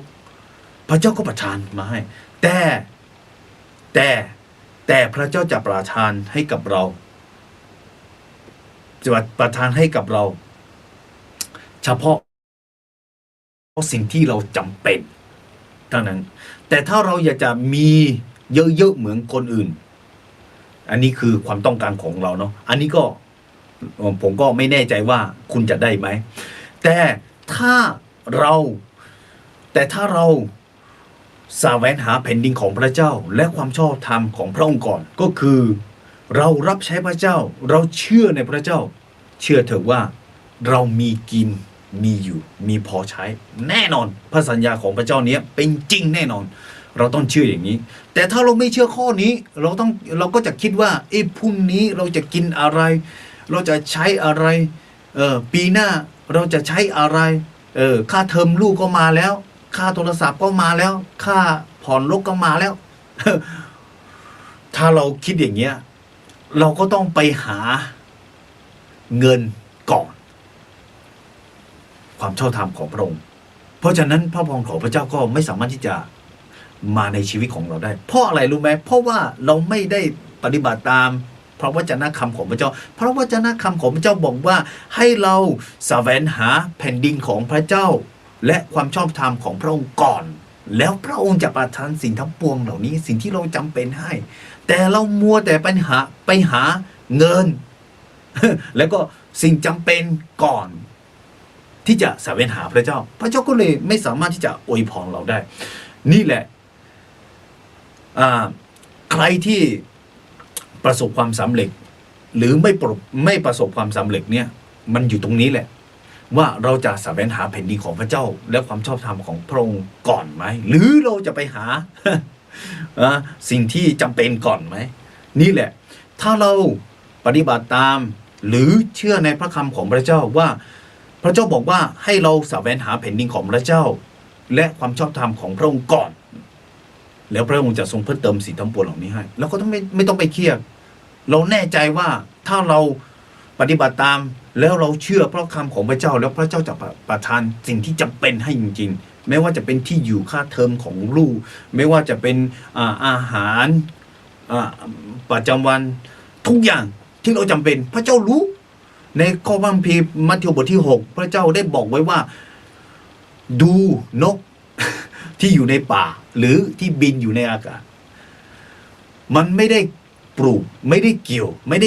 ด้เก็บไว้ในยุ้งฉางแต่พระเจ้าก็ดูแลหรือพระเจ้าอธิบายถึงดอกไม้ในป่าไม่มีใครดูแลเลยพระเจ้าก็ยังดูแลดอกไม้ขนาดนั้นแล้วเราไม่ประเสริฐกว่าดอกไม้หรือนกหรือพระเจ้าจะไม่ดูแลเราหรือพระเจ้าสร้างเรามาตามพระฉายาของพระเจ้าเรามีค่าพระเจ้ามอบพระเยซูคริสต์พระบุตรองค์เดียวของพระองค์ให้แก่เราแล้วพระเจ้าจะไม่ประทานสิ่งอื่นให้กับเราหรือเราต้องเชื่อในพระเจ้าเพราะฉะนั้นถ้าอยากจะประสบความสำเร็จในชีวิตเราต้องเชื่อในพระวจนะเราต้องเอาจริงเอาจังในพระวจนะเราถึงจะประสบความสำเร็จในชีวิตเราจะได้รับพระพรจากพระเจ้าเหตุผลที่เรารับพระพรจากพระเจ้าไม่ได้เพราะเราไม่ได้เชื่อพระคำของพระเจ้าหรือไม่ได้ทำตามพระคำของพระเจ้าเรามัวแต่ใช้ความคิดของตัวเองเรามัวแต่ใช้ความรู้ของตัวเองสิ่งที่เรามองเห็นก็คือพรุ่งนี้เราจะใช้อะไรนี่ประมาณนี้นะครับเพราะฉะนั้นเราต้องทิ้งความคิดหรือสิ่งที่เรามองเห็นเราต้องมาเชื่อในพระคำของพระเจ้าจงแสวงหาแผ่นดินของพระเจ้าและความชอบธรรมของพระองค์ก่อนคืออะไรแสวงหาแผ่นดินของพระเจ้าก็คือไปตีสนิทกับคริสตจักรไปร่วมสามัคคีธรรมกับคริสตจักรสองก็คือความชอบธรรมของพระเจ้าก็คืออะไรที่คนหนึ่งเขาดูแล้วคนหนึ่งเขาดูแล้วเป็นการสรรเสริญพระเจ้าเป็นถวายคือเป็นการที่ถวายเกียรติแด่พระเจ้าอย่างเช่นถ้าคนหนึ่งเขาด่าเราไม่ต้องด่าเขากลับเราก็ต้องอวยพรกับเขานี่แหละคือความชอบธรรมของพระเจ้าสิ่งเหล่านี้แหละที่พระคัมภีร์กำลังอธิบายอยู่อันที่มาอาจิมิเนมีเยกลังมาซาญางาและเอนะที่ปานาก็เดินในอีเมยมมีเยเอถาโนมามีเยอุลงจีโฮยสายดอจิงจิเทปอฮึกนะน้องหมอลูจิมีเยบิเนดิมาและเอถากะอดิมามาจังชื่อมิเนยโยน้องมีเยดอตดอจังนะเดน้องมีเยยสายดอจีโฮมีเยอุลงจีจิเทปอนะมีเยน้องหมอลูจิมิเนมาและน้องเธอจังนะเดจังนะมีเยน้องมิเนแม่นาติปนานาเดียถุงมาจังอาจิเมมาจังอะไรนะเฮ้นิชออากจิจันเฮ้ซาเพงอนุอาจิซุนุเฮ้งาซาคาเทมกระถาบุเฮ้งา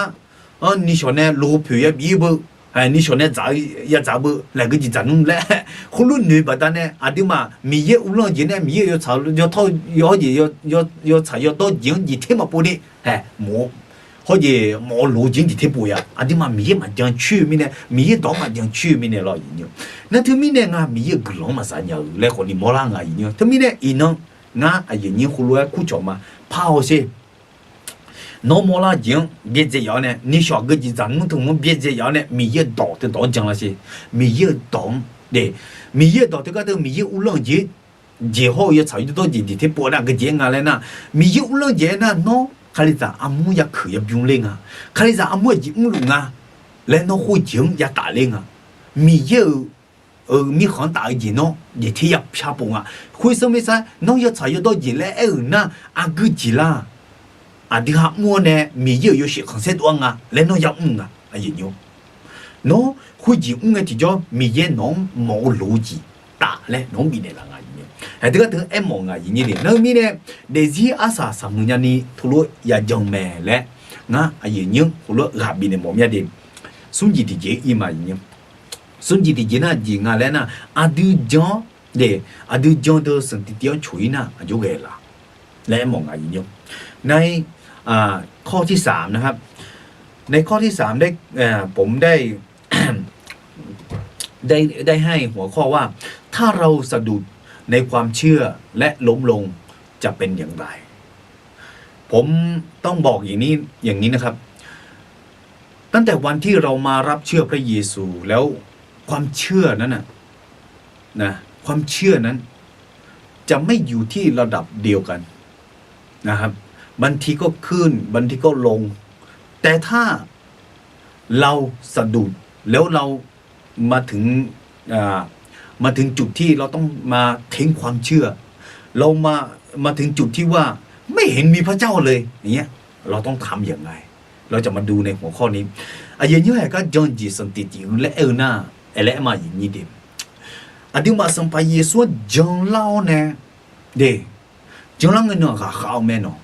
จงจีก็ข้าวแม่เราคนนี้ที่ใครน่าจงจีเธอเลดาอยู่ข้าอะไรกัน那地波呢？米耶叫咩？你去那个女老人家，那地波呢？米耶，那不嘛怕干人哎，那女老个家人哟，那回路嘛比给你啊就也讲啊人哟，回路嘛比给你会地嘛比给你就也讲啊嘞，那还不如哎哟，路爱谈没人哟，哎哟还不如有路爱谈没，地个里头的嘛为的人这些了会路谈啊，那啊从到没有好有哈个。mà dùng nhau cho hà mà ya bị ni ngã mô đuông nhẹ thẻ nhà ni yo ha mô đuông yo cái nè pa lù mà lẽ thứ tiếng mà bị cưỡi ni ở hai pô lù à yo na ngã chốn mẹ nhà khó ni yo ha gà để mà người nhau cho hà mà ya bị ni ngã mô đuông nhẹ thẻ này yo tiếng mà mẹ pa lù mà lẽ hồ lụa em mong ngày nhiêu em mong na yo non na lu sát để sát na ô nè yo non na lu thường hôm mà biết gì ni yo na lu mi yeng cho ta ở bên nhau nè mi yeng gửi sát lu mà lẽ hồ lụa em lu ngày nhiêu hồ lụa do na nấu ngã gà tu trong tiếng yo gì ya ngà lẽ mò la thì gì biểu ngà ในหัวข้อนี้ได้บอกว่าถ้าเราสะดุดในความเชื่อแล้วและล้มลงแล้วจะเป็นอย่างไรผมเชื่อนะครับว่าทุกคนมีขึ้นและก็มีลงความเชื่อบางทีก็มีมากแต่บางทีก็มีน้อยแต่เราจะรักษาความเชื่อตลอดรอดฝั่งได้อย่างไรอาจารย์เปาโลได้กล่าวไว้ว่า1 โครินธ์บทที่9ข้อ27แต่ข้าพเจ้าทุบตีร่างกายและควบคุมมันไว้เพราะเกรงว่าเมื่อข้าพเจ้าประกาศข่าวประเสริฐแก่คนอื่นแล้วตัวเองกลับเป็นคนที่ใช้กลางไม่ได้อาจารย์เปาโลบอกว่าข้าพเจ้าได้ทุบตีตัวร่างกายตัวเองและก็ควบคุมมันไว้พี่น้องในที่นี้เราจะเห็นว่าอาจารย์เปาโลได้จริงจังต่อความเชื่อและรักษาความเชื่อไว้อย่างกระตือรือร้นไม่ได้เมินเฉยหรือไม่ได้ปล่อยปากละเลยผมจะบอกให้นะครับบางทีผมก็ นะบางทีผมก็ท้อบางทีผมก็ไม่มีความเชื่อบางทีผมก็มีความเชื่อบางทีผมก็ไม่มี ผมสังเกตตัวเองทำไมถึงเป็นแบบนี้ เพราะผมขาดการอ่านพระคัมภีร์เพราะผมขาดการอธิษฐานเพราะผมขาดการสามัคคีธรรมกับพระเจ้า เพราะผมขาดการทรงนามของพระวิญญาณอันนี้ผมรู้ตัวเลย และทีเนี้ยอาจารย์โปโลบอกว่าถ้าเราไปถึงจุดนั้นเราจะต้องทำอย่างไรเราจะต้องทำอย่างไรเราจะมาดูด้วยกันนะครับนะคุยเตียงถ้าก็เตียงเกลียวเนี่ยมาลาสัญญานี่นูจงถึงเบียดเจ็บพัดสารถังนะอายุยาจังละถ้าเรามาถึงจุดที่จะทิ้งความเชื่อแล้วจะไม่เชื่อพระเจ้าแล้วเราจะต้องทำอย่างไรเราจะมาดูด้วยกันนะครับถ้าเรามาถึงจุดนี้แล้วเราจะมีความรู้สึกแบบนี้นะครับว่าพระเจ้าคงเบื่อเราแล้วไม่รักเราแล้ว เพราะว่า เราไม่ดีพอเพราะว่าเราทำบาปหรือเราทำผิดซ้ำแล้วซ้ำเล่า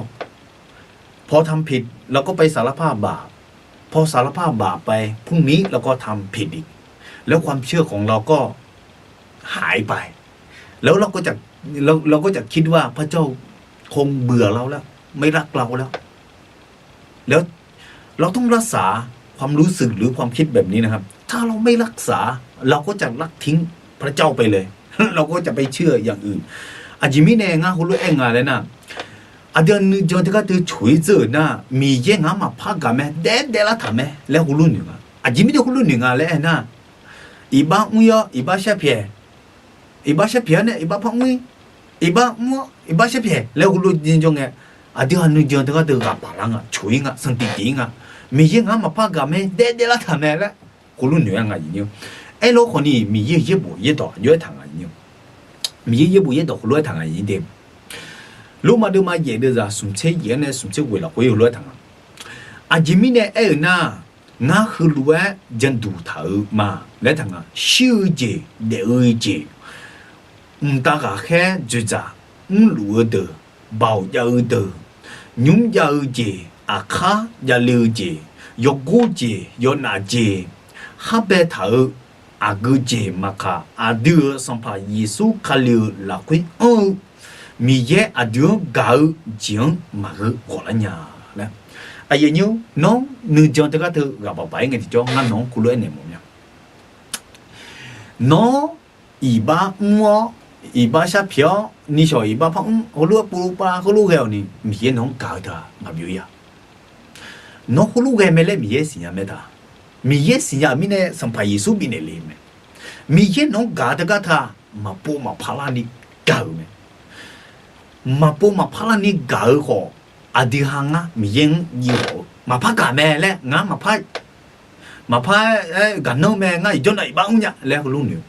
งั้นเขารู้ท่านน้องย้อนไหนบ้างบีมีแล้วมองมั้งที่พวกนั้นที่เขาศึกษาเนื้อของรู้มีเนี่ยมาเลย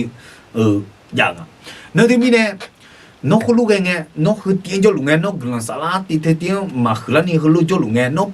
กาไม่ยากปังกาไปแล้วก่อนนี่น้องมีเยอะน้องการรู้แม่แล้วน้องยังจังมีเยอะต่อเธอดอกมาสัญญาเธอยังจริงเขาก็ฐานะเดี๋ยวชิวจีคนนี้มีเยอะน้องการคุยมาก่อนเนี่ยน่ะตากาแค่จุดจ้างจีคนนี้เธอจีคนนี้มาเดจันยาและเบาเธอคนนี้มาเดจันยาและยุ่งยากจีข้ายาเลยจอมาเดจันยายกกูเลยนะคุยตายมั้งคนนี้มาคือก่อนเนี่ยเลยมั้งยกนั่นเลยนะสิบุญมาแล้วคนนี้ไปมั้งเธอมาคือก่อนเนี่ยแล้วมั้งอีเนี่ยนะก็เดี๋ยวไปฐานะข้าเบต้าอากุจิมาค่ะสัมภาระสุดละคุยมีเยอะอดีตเก่าจริงมาคือก่อนเนี่ยเลยมีเยอะน้องกาเมทีน้องอาจูเกล้อน้องกาเมอาจูเกล้อน้องกาเมอย่างนี้ตัวคนนี้น้องมีเยอะอดีตกาเมเลยสิ่งดีดังได้อีบ้างก็ที่ก็มองมันเงยอย่างนี้ดิมันอยู่สัตว์ดูจนเนี่ยเขารู้เกน้องอยู่ยิ้มน้องอยู่ใช้ตัวชั่วเปลี่ยนมองแล้วมีเยอะไม่ใช่อยู่ไม่อยู่ใช้ตัวชั่วก็มองกันเนี่ยเลยมีอะไรเลยมีเนี่ยมีน้องพักกาเมเลยเขารู้ทันอยู่เลยเองเลยมีเยอะน้องกาเมเลย มีเยน้องกาตาที่จีเรเนมาคือขอละญาและเอ็มออกมาอย่างเดียวสัมภาเยซูตาพิจิเจมาญาสัมมีเยก็ตัวเอลองนี่พิจิเจยินน้องมีเนี่ยเลยก็เอาไงที่จีเรเนมาคือขอละญาและเอ็มออกเนาะ เมื่อเราสะดุดความเชื่อและล้มลงแล้วจะเป็นอย่างไรเราก็จะรู้สึกว่าพระเจ้าคงจะเบื่อเราแล้วไม่รักเราแล้ว เพราะอะไรเพราะว่าเราทำบาปสารภาพบาปแล้วก็ไปทำบาปสารภาพบาปแล้วก็ไปทำบาปอีกแล้วเราก็จะคิดว่าพระเจ้าคงเบื่อเราแล้วไม่รักเราแล้ว แต่ไม่จริงนะครับไอ้นี้ไม่ใช่ความจริงความรักของพระเจ้าไม่มีวันที่จะสูญสลายไปได้ความรักของพระเจ้าที่มีต่อเรา ไม่มีอะไรที่จะมาทำให้หายได้เราจะมาดูข้อพระคัมภีร์โรมบทที่8ข้อ38ถึงข้อ39ได้กล่าวไว้ว่าเพราะข้าพเจ้าแน่ใจว่าเมื่อกี้เราเรียนไปแล้วว่าคำว่าแน่ใจก็คือความเชื่อแปลได้อีกอย่างหนึ่งก็คือความเชื่อข้าพเจ้าแน่ใจหรือเชื่อว่าแม้ความตายหรือชีวิตหรือบรรดาทูตสวรรค์หรือเทพเจ้าหรือสิ่งซึ่งมีอยู่ในปัจจุบันนี้หรือสิ่งซึ่งจะมีในภายหน้าหรือฤทธิเดชทั้งหลายหรือซึ่งสูงหรือซึ่งลึกหรือสิ่งต่างๆหรือสิ่งใดๆอื่นที่ได้ทรงสร้างแล้วนั้นจะไม่สามารถให้เราขาดจากความรักของพระเจ้าซึ่งมีอยู่ในพระเยซูคริสต์องค์พระผู้เป็นเจ้าได้พี่น้องครับผมอยากจะหนุนใจพี่น้องว่าถึงแม้ว่าเราจะชั่วเราจะเลวเราจะเป็นคนที่น่ารังเกียจขนาดไหนก็ตามความรักที่พระเจ้ามีต่อเราไม่มีวันสูญสลายพระเจ้ายังคงรักเราเหมือนเดิมวันแรกที่พระเจ้ารักเราอย่างไรวันสุดท้ายพระเจ้าก็จะรักเราอย่างนั้นในที่นี้บอกไว้ว่าข้าพเจ้าเชื่อหรือแน่ใจว่าแม้ความตายหรือชีวิตหรือทูตสวรรค์หรือเทพเจ้าหรือสิ่งที่มีอยู่ในปัจจุบันหรือสิ่งที่มีมาในภายหน้าหรือฤทธิ์เดชหรือซึ่งสูงก็คือสวรรค์หรือซึ่งลึกก็คือนรกหรือสิ่งใดๆอื่นที่ได้ทรงสร้างแล้วนั้นจะไม่สามารถนำเราออกไปจากความรักของพระเจ้าที่มีอยู่ในพระเยซูคริสต์ได้เราต้องเชื่อในพระคำของพระเจ้าข้อนี้ว่าพระเจ้ารักเราไม่มีวันเปลี่ยนแปลงพระเจ้ารักเราเหมือนเดิมแต่เราเนี่ยแหละไม่รักพระเจ้า เราคิดไปเองว่าพระเจ้าไม่รักเราเพราะเราไม่ดีเพราะเราไม่ดีพออันนี้คือคำโกหกของซาตานพยายามที่จะยิงความคิดในสมองของเราว่าเธอเนี่ยเป็นคนที่ไม่ดีเธอเนี่ยเป็นคนที่เลวพระเจ้าไม่รักเธอหรอกพระเจ้าเบื่อเธอแล้วเนี่ยมันจะทำให้เราออกห่างจากพระเจ้าแต่จริงๆแล้วพระเจ้ารักเราพระเจ้าพร้อมที่จะให้โอกาสเราพระเจ้าพร้อมที่จะให้เราเริ่มต้นชีวิตใหม่กับพระเจ้าในที่นี้ในข้อพระคัมภีร์ข้อนี้สรุปก็คือไม่มีอะไรไม่ว่าจะเป็นไม่มีอะไรไม่ว่าจะเป็นของที่มีสวรรค์ที่อยู่บนสวรรค์หรืออยู่ในโลกหรืออยู่ในนรกไม่สามารถที่จะนำเราออกจากความรักของพระเจ้าที่มีอยู่ในพระเยซูคริสต์ได้นี่คือพระสัญญาของพระเจ้าพระเจ้ารักเรามากเลยรักเราจนพระองค์ได้ประทานพระเยซูคริสต์คือพระบุตรองค์เดียวของพระองค์เพื่อเราเพราะฉะนั้นผมจึงอยากจะหนุนใจพี่น้องว่าความเชื่อถ้าเราเชื่อว่าพระเจ้ารักเราแล้วไม่มีสิ่งไหนที่จะนำเราหรือทำให้เราขาดจากความรักของพระเจ้าได้เนี่ยนี่คือฤทธิ์เดชนี่คือความจริงก็คือหัวข้อก็คือฤทธิ์อำนาจ การเชื่อความจริง อันนี้คือความจริง แม้ว่าพี่น้องจะอยู่ในสภาพไหน จะตกอยู่ในสถานการณ์ไหนพระเจ้ารักพี่น้อง พระเจ้ารอให้พี่น้องเริ่มต้นใหม่กับพระเจ้า พระเจ้ารอให้พี่น้องกลับมาหาพระเจ้า นี่คือความจริงที่พี่น้องต้องเชื่อ เมื่อพี่น้องเชื่อแล้วพี่น้องจะเปลี่ยนไปคนละคนเลยพี่น้องจะเปลี่ยนมุมมองจากที่มองว่าพระเจ้าไม่รักเรา พี่น้องก็จะมองว่าพระเจ้ารักเรา แล้วพระวิญญาณก็จะช่วยพี่น้องให้ลุกฟื้นหรือให้ฟื้นหรือให้กำลัง และจะไปต่อ และจะมีชีวิตที่พระเจ้าพอพระทัยได้นะครับเนื่องมีเนี่ยอย่างนี้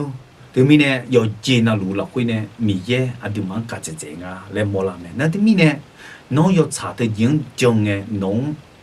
ที่จีกันเนี่ยมันก็หัวอย่างมีเยอะกาจีแต่มีเนี่ยมีเยอะน้องกาลุไม่ได้มีเยอะน้องได้มาได้ละท่าอย่างนี้ดิน่าก็ดูหอมาจังจีแต่ก็เธออาเยอันนั้นนี่หึงและนะอย่างนี้รูปมาสมบูรณ์มาตีเดือดเชื่อเราคุยรู้ทำไมอาจิมิเนี่ยนะมีเยอะชาวโตเจียจงจิงเบลจงจิงอาสาแม่และกุลงตงเวลพ่อแม่เนี่ยละแม่เย็บบัวหลักเวบัวเท้าลัวชาวโตช่องหาจงบัดเนี่ยอย่าเด็กแม่อย่างนี้有干那路上把一双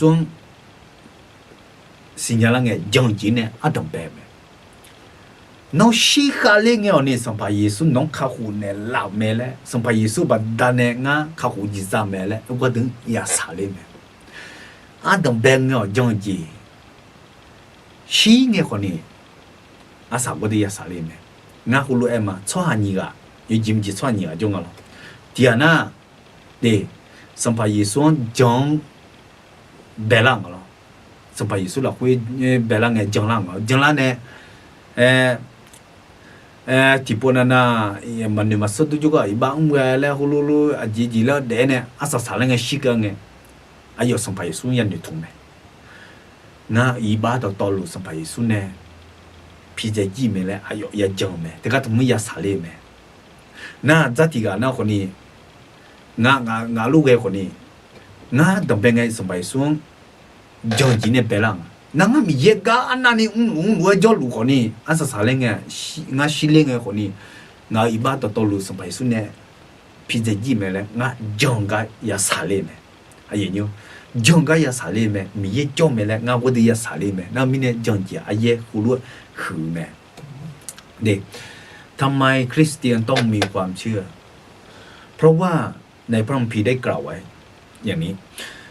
โรมบทที่1ข้อ17ได้กล่าวไว้ว่าเพราะว่าในข่าวประเสริฐนั้นความชอบธรรมของพระเจ้าก็ได้สำแดงออกโดยเริ่มต้นก็ความเชื่อสุดท้ายก็ความเชื่อตามที่พระคัมภีร์มีเขียนไว้ว่าคนชอบธรรมจะมีชีวิตดำรงอยู่โดยความเชื่อผมสรุปอย่างนี้นะครับคริสเตียนต้องมีความเชื่อเมื่อเราเชื่อความจริงแล้วจะมีฤทธิ์อำนาจที่จะปลดปล่อยเราจากคำโกหกของซาตานคือคริสเตียนเริ่มต้นด้วยความเชื่อก็คือมาเชื่อในพระเยซูเราเชื่อว่าเราได้รับการไถ่บาปจากการทรงสิ้นพระชนม์ของพระเยซูเราเชื่อในพระเยซูแล้วต้องรับพระเยซูมาเป็นองค์พระผู้ช่วยให้รอดสุดท้ายเราตอนที่เราจะเสียชีวิตเราก็ต้องเชื่อว่าเราได้ไปอยู่กับพระเจ้าแน่นอนเราได้ไปอยู่กับพระเจ้าบนสวรรค์แน่นอนความบาปของเราพระเยซูได้ชำระไปแล้วเพราะฉะนั้นพระคริสเตียนต้องมีความเชื่อไม่มีความเชื่อไม่ได้ถ้าไม่มีความเชื่อแล้วเราจะเป็นคนชอบธรรมไม่ได้ความชอบธรรมนี้มาจากทางความเชื่อไม่ใช่การกระทำของเราเพราะฉะนั้นผมจะอ่านข้อพระคัมภีร์ข้อนี้อีกครั้งนะครับเพราะว่าในข่าวประเสริฐนั้นความชอบธรรมของพระเจ้าก็ได้สำแดงออกโดยเริ่มต้นก็ความเชื่อสุดท้ายก็ความเชื่อตามที่พระคัมภีร์มีเขียนไว้ว่าคนชอบธรรมจะมีชีวิตดำรงอยู่ โดยความเชื่อ เพราะฉะนั้นคริสเตียนต้องมีความเชื่อ ถ้าไม่มีความเชื่อเราก็จะมีไม่ใช่ ถ้าไม่มีความเชื่อเราก็จะเป็นค่าของคำโกหกของซาตาน แต่ถ้าเรามีความเชื่อเรามาเชื่อความจริง ความจริงก็จะปลดปล่อยเรา จะทำให้เราเป็นไทยแล้วเราจะเป็นอิสระในพระคริสต์เราจะมีความเป็นอิสระ เราจะไม่เครียดเราจะไม่มีภาระเรื่องความบาปอีกต่อไป เราไม่เข้าใจผิดว่าเรามาจากลิง เราไม่เข้าใจผิดว่าเราเป็นคนที่พระเจ้าไม่รัก แต่เราเข้าใจว่าเราเป็นผู้ที่ถูกสร้างขึ้นมาด้วยพระหัตถ์ของพระเจ้าด้วยตามพระฉายาของพระเจ้า เราเชื่อว่าพระเจ้ารักเราถึงแม้ว่าเราจะเป็นคนแบบไหนก็ตามพระเจ้ารักเราแล้วเราเชื่อว่าพระโลหิตของพระเยซูสามารถจะชำระเราทุกอย่างบาปทุกอย่างที่เราทำนี่คือความเชื่อเราเริ่มต้นด้วยความเชื่อสุดท้ายเราก็ต้องจบด้วยความเชื่อแล้วเราจะเป็นคนชอบธรรมในพระคริสต์โอเคนะครับทีนี้เนี่ยดูมาอาสาสาเลี้ยงไงคนนี้จงจิงสาเลี้ยเด็จงจีสาเลี้ย而且白浪呢，将其白浪呢，阿啥啥了，将其也白，而且也啥了没来胡乱他没，对面呢，我阿爷娘阿胡乱比呢也冇咩的，哎个等我阿啥啥个胡乱啥样嘛，要查几将包，来个讲大了呢，对嘛做个几送几咯，将其阿姐阿有个啦，然后你几的那คนนี้เดซี่อาสายมเมื่อสมุญนี้จงเขาอาดิจงสติเดียวช่วยน่าอายุเกล่าและคุณด้วยจงมานั่นที่มีเนี่ยอายุเนี่ยคุณด้วยราบินเนี่ยผมยาดีอาดิมาจงจิงเอ็นยถาแม่แล้วผมจะสรุปแล้วนะครับหัวข้อลิเด็กการเชื่อความจริงนะเราได้ถอดบทเรียนจากตรงนี้หัวข้อจากหัวข้อลิเด็กการเชื่อความจริงนี่3ประการนะครับข้อแรกก็คือความเชื่อคืออะไรเราก็ได้เรียนรู้ไปแล้วว่าความเชื่อคืออะไรคริสเตียนต้องจำเป็นต้องมีความเชื่อแล้วก็ข้อที่2ก็คือชีวิตที่ประสบความสำเร็จต้องมีความเชื่อคริสเตียนต้องมีความเชื่อแล้วก็ข้อที่3ก็คือถ้าเราสะดุดในความเชื่อและล้มลงแล้วจะเป็นอย่างไรเราจะต้องแก้ไขยังไงแล้วเราก็ได้เรียนรู้ไปแล้วสิ่งอันนี้ผมมั่นใจว่าพี่น้องได้รับพระพรแน่นอนในคืนนี้แม้ว่าผมพูดภาษาไทยไม่ค่อยคล่องแต่พี่น้องก็ได้ฟังมาจนถึงเวลานี้ก็ขอบคุณด้วยนะครับอายุเยอะนี่จริงก็เดินในอาสาสมัครเองเกินเลยคือเนี่ยอย่างนี้เด็กเธอหน้าหมออุเล่มสิเธอก็ถึงยุ่งจีรองอาคารตรงเหี้ยวเนี่ยไทยต่อแล้วเงี้ยมีเนี่ยเธอง่ายอยู่สิที่ผู้พายปูเนี่ยมาเดี๋ยวนี้เด็กง่ายเงี้ยโจและเงี้ยลีเดีเขาจีแต่อาคารตรงเหี้ยวเนี่ยไทยต่อแล้วคุณลุงเงี้ยเธอก็จะง่ายเงี้ยโจและเงี้ยลีเงี้ยชิวและเงี้ยลีมันก็น่าที่น้องยังเงี้ยละเงี้ยมันเงี้ยชิวเนี่ยแหละดงเงี้ยเงี้ยแล้วธรรมดาเงี้ยเงี้ยไม่อย่างเงี้ยเราคนนี้แต่ก็เดินจะเลี้ยงอยู่เนี่ยยี่บุอยู่เนี่ยกับอีแล้วก็คือน่าถึงหัวจีอยู่ฉันน่ามีเนี่ยถึงก็ถึงเนี่ยโจแล้วอุลุงเนี่ยละเลยน่าเกลือกมาดีคือยามคือเชิงเทนนะเราก็อยากจะขอบคุณพี่น้องที่รับชมอยู่ตอนนี้นะครับผมอยากจะบอกพี่น้องว่าที่ผมมา พูดเป็นภาษาไทยกับภาษาค่ะผมได้แจ้งกับพี่น้องตั้งแต่เริ่มต้นรายการแล้วว่าผมจะฝึกพูดภาษาไทยเพราะว่าถ้าจะให้ผมพูดคุยเป็นภาษาไทยกับเพื่อนแบบธรรมดาเนี่ยผมพอได้อยู่แต่เมื่อเราเอาพระวจนะคำของพระเจ้าแล้วมาถอดบทเรียงแล้วผมเรียบเรียงคำไม่ค่อยเป็นแล้วก็ผมรู้สึกว่ามันยากมากเลยแต่ผมคิดว่าในพระเยซูผมจะทำได้แล้วพี่น้องก็จะทำได้ด้วย ผมเชื่ออย่างนั้นแล้วขอบคุณทุกคนที่อดทนแล้วก็ฟังมาจนถึง วันนี้นะครับแล้วผมเชื่อว่าพี่น้องจะอธิษฐานเผื่อผมให้ผมสามารถที่จะใช้ภาษาไทยได้คล่อง สักวันหนึ่งจะเป็นพรให้กับค คนไทยแล้วก็อ่าอาขาด้วยชนเผ่าอาขาด้วยที่เด็กรุ่งหลังที่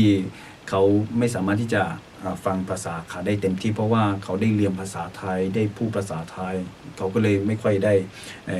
ใช้ภาษาอาขาเขาก็ไม่สามารถที่จะใช้ภาษาอาขาได้เต็มที่ผมก็เลยอยากจะให้พี่น้องอธิษฐานเผื่อผมเพราะว่าผมอยากจะรับใช้พระเจ้าผมอยากจะใช้ภาษาไทยด้วยแล้วก็อยากจะใช้ภาษาอาขาด้วยนะครับแต่จริงๆแล้วภาษาอาขานี่ผมคิดว่าผมน่าจะได้แล้วแต่ภาษาไทยนี่แหละยังไม่ได้ก็เลยอยากจะมาฝึกตรงนี้นะครับก็อยากจะเชิญพี่น้องมาร่วมมาร่วม มาร่วมฟังคำหนุนใจในรายการนี้อันนี้นะครับก็ผมอยากจะแจ้งว่าเดี๋ยววันพุธนี้ผมก็จะใช้ภาษาวันพุธเนี้ยผมจะใช้ภาษาอาขานะครับวันพุธเนี้ยผมจะเข้ารายการอีกครั้งนะครับแล้วก็ขอเชิญพี่น้องที่สามารถที่จะฟังภาษาอาขาได้ก็ขอเชิญเข้ามาเราจะไปเรียง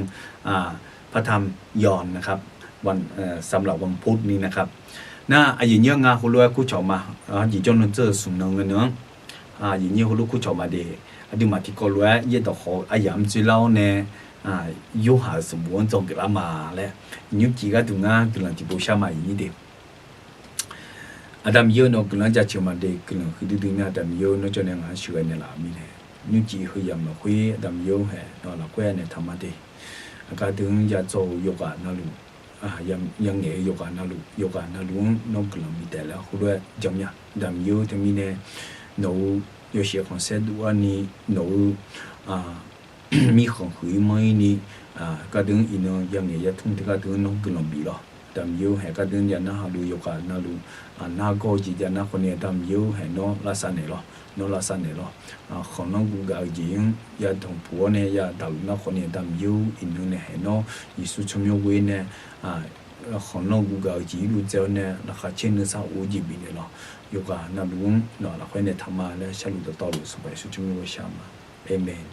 ga sa sa nge to cha ti na ha ne sai ma yi ni de เดี๋ยวเราจะไปจบด้วยเพลงนมัสการนะครับก็เพลงนี้ก็แต่งมาจากคำอธิษฐานของพระเยซูพระดำรัสสอนคำอธิษฐานของพระเยซูนะครับมัทธิวบทที่6ข้อก็ถ้าจำไม่ผิดก็ข้อ9ข้อ10 11 12นะครับเราจะไปฟังด้วยกันนะครับขอพระเจ้าอวยพรนะครับ